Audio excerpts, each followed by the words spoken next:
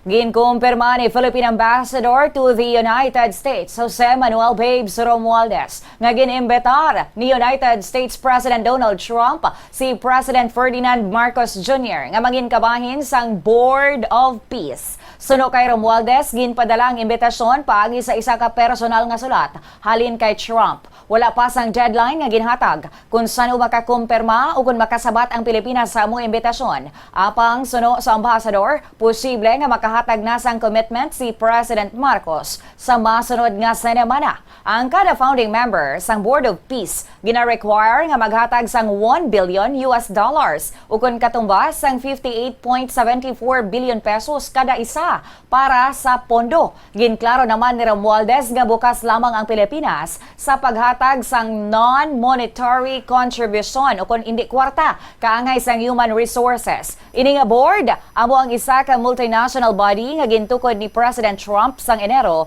kadungan sang World Economic Forum sa Switzerland nga nagatuyo sa pagduso sang kalinong sa mga lugar nga apektado sang giyera sa tunga sang Israel kag sang Hamas. Ginalauman nga ini nga board makahatag sang strategic oversight kag makahulag sang international resources samtang nga ginatukod liwat ang Gaza. Mayara ini subong sang 26 ka mga founding member state.